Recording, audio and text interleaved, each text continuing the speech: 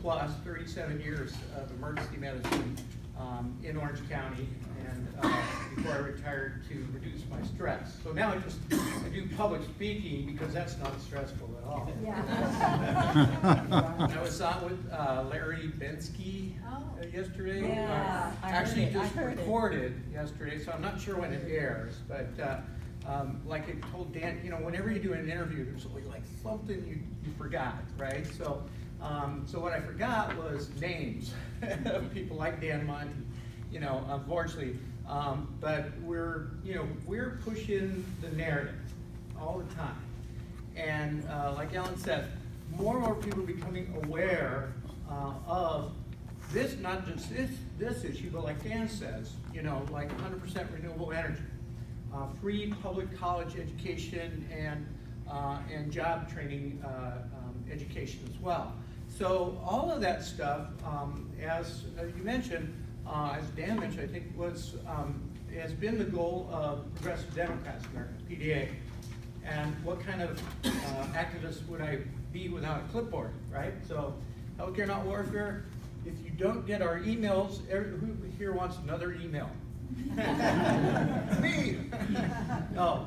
If you don't already are not on our email list, I'll float around this sign up sheet. That's just an email list. If you already get our emails, then you don't need to sign. From PDA? PDA, Progressive Democrats. Which is really actually two organizations now. We call it PD America, that's the old one, Progressive Democrats America, that was founded mostly by a fellow named Tim Carpenter, who, you know, still dear to our hearts. Yeah, remember Tim? Don, I know, Stan remembers Tim. Who was, you know, an incredible activist and worked extremely closely with Lynn Woolsey, with Barbara Lee, you know, all the way up until Tim's untimely death in 2014. We were working by 2012 to get Bernie Sanders to run in the Democratic primary, because we didn't want there to just be a coronation of our candidate for president in 2016. And that's basically what happened, in that the campaign, the nominee did not run on our issues as much as against their issues. So, you know, you have to be for something. And that is true all the way down to the local level. I mean, I'm fond of two expressions. You know, all politics is local, right? You've heard that one before.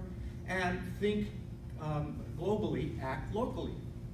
So, you know, when we think globally, you know, that everybody, and all of humankind, has a human body that needs health care, right? It's a condition of human need. And, you know, like Tommy Douglas said, we can't have two-tiered or multi-tiered health care. You know, we all have a curious little organ in our bodies called a gallbladder. Anyone ever seen a gallbladder? I know Anna. And Larry has. It's a funny little green punching bag right underneath your liver, right? We're all born with one of those. Some of us need to have those removed. Why? Because you end up in my emergency room in the middle of the night, you know, with an attack from gallstones, right? Who's had their gallbladder? So it's green. There you go. It's green. We should all have the green plan, because we have this green thing inside our body that sometimes needs health care. Okay, so no bronze, silver, you know, it's the green plan. Okay? It's a universal condition of human need. Humans have one, we all need it taken care of. And like Bernie says, calls them every major country in the world, every other civilized country, we are not a civilized country because we don't provide health care for our people. But every other major country, as Bernie says, is a civilized country. And we will not be one until we provide health care for everyone who lives here. And citizens, non-citizens alike, doesn't matter. Anyone who lives in our country should have health care. So I was asked by Ruth to speak today, and thanks for the invitation. What was it, like 6-8 months ago? Yeah, it was a while ago, yeah. Some serious arm twisting.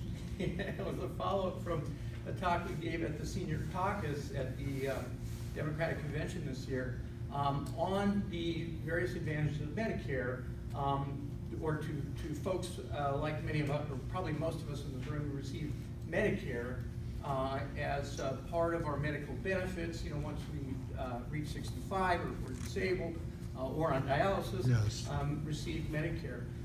So what would the effect of Medicare for all, the proposed concept of Medicare for all, be for those Medicare recipients? And I just want to start by saying that isn't it a wonderful thing how much attention we're getting now, right? Thanks to Stan Gold and his hat, right? Because he wears that, it Thank doesn't you, come Stan. off. You wear it in bed and in the shower, I don't know. But because of the groundwork that was laid out by Stan and others, kind of pioneers of the movement, we have Barack Obama saying, this great new idea of Medicare for all. Right? We caught that, and we said that, called it a new idea. We're like, well, thanks, President Obama, it's not a new idea. Right. It goes back to at least FDR or, Kaiser, Bismarck, or whoever it was. And then you have other people chiming in all the time. Jim Carrey, anyone see that on Yes. Bill Maher recently? Samantha Bee, anyone watch her show? Did a great thing on that. A great thing. And she'd been, she called progressives pie in the sky people in the past. So it's no longer pie in the sky. I call it Marie Callender's pie. Like if you go to a pie shop, and buy a pie, and you open the pie, and a third of your healthcare pie is gone. A third of every healthcare pie is gone. Every healthcare dollar is gone. Would you be upset, angry, ready to do something about it? Well, of course, you're ready to take that pie back to the pie shop and say, I demand the extra third of my pie, right? So that's what we are doing. We're demanding that extra third of every healthcare dollar be actually put into delivering healthcare. It's health care, not health insurance, because I guarantee you everyone's going to need it. It's not like, even like Social Security, which is insurance, it happens on the day that you turn 65. So if you reach 65, then you can collect on your insurance claim for Social Security. But this happens to young people, of course, gallbladder attacks, accidents, cancer, happens to young people as well. So, so what is this notion of Medicare for all as opposed to Medicare for some? Or, the candidates who we're now mostly running against, Republicans who are really not Medicare for some, they're really health care for some. I mean, they don't even believe in the concept of social insurance and Medicare at all, But we have these unique political races now that it's actually, in California, we kind of have pioneered what we call the jungle primary, where we have Democrats running against each other, kind of out-progressing each other, and that kind of thing as we go into the general election, where that's continued on now to the general election, and you have folks like Dan Monti, Javanka Beckles in Berkeley, our own Elizabeth Warren, people know Liz Warren in Oceanside, and even Maria Estrada, people know that name. She's challenged Anthony Rendon, the Speaker of our Assembly, Good. which is the, of course, is the conservative body in Sacramento. New York has the opposite, right? They have a more conservative Senate, and so now we have New Yorkers who are going into the general election. They were elected during the primaries, and they will be almost certainly elected to their state senate, so there's a chance for New York to develop their single payer. But we're going to talk more about the politics of that after we talk a little bit about Medicare for all. So let me go back to the concept of what does Medicare for all do that the current Medicare perhaps doesn't, and why are people on board for that, and what are our talking points in kind of selling this to our friends, neighbors, to help change hearts and minds, because it's happening all the time. I mean, the overall approval rating now nationwide is 70%, right? So you have 85% of the Democrats. That used to be California. Now California is probably, I haven't seen any recent polling, but it's probably upwards of 90 or 95%, of Democrats who are on board for single payer Medicare for all. But you'll never hear the term, or you shouldn't hear the term Medicare for all without hearing expanded and improved Medicare for all. So you have this flyer. Can you circulate that? So what that means is that,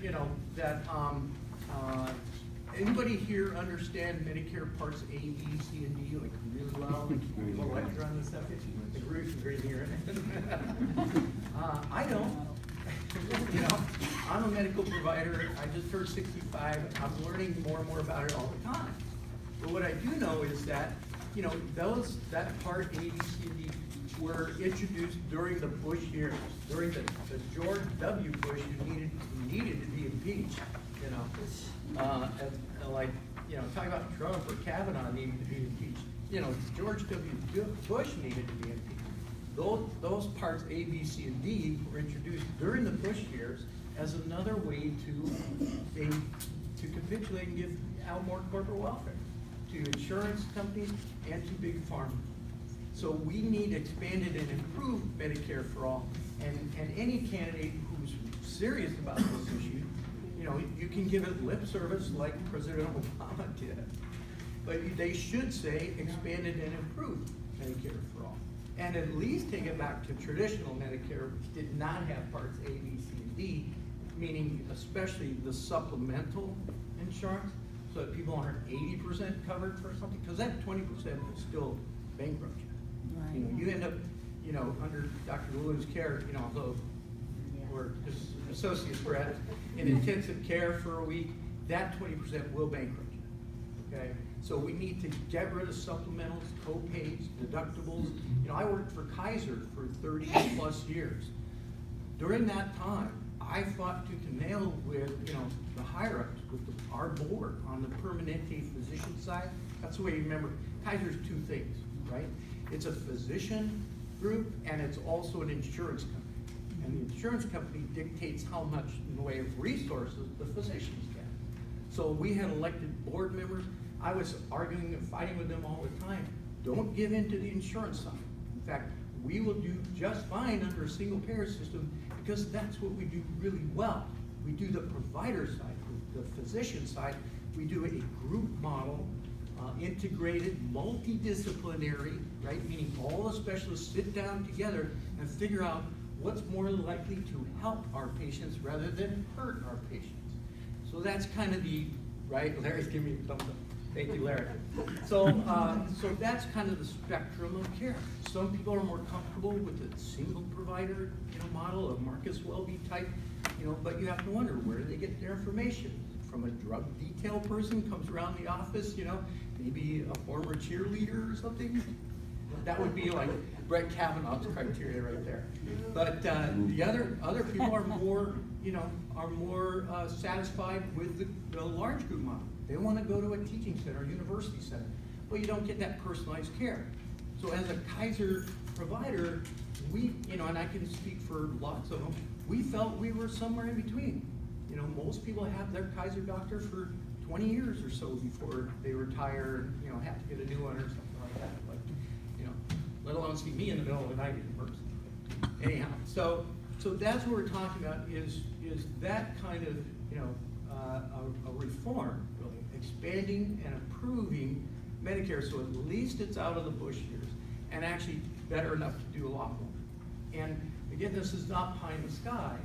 This is because we're the wealthiest country in the world. Are we not? Is that disputable? Maybe, China's, who knows? I know. China's getting close to surpassing, especially since we lost our manufacturing. California is the 5th largest economy in the world. That's why we were so set up to offer not just Medicare, but expanded and improved Medicare type system for California. We have the resources in California. New York does too. Vermont does too, despite what Governor Shumlin, ended up, conceding to big corporate interests in his state. Even Vermont could pull it off. Okay, and we know that. We're convinced of that, right? So if you look at what does Medicare, an expanded and improved Medicare for all do, first of all, you eliminate Part B, all supplementals, co-pays, deductibles. In those years where I was fighting with Kaiser Management, they introduced a deductible plan. And they said, we have to appeal to employer groups. The only way they're going to accept it is if it's a low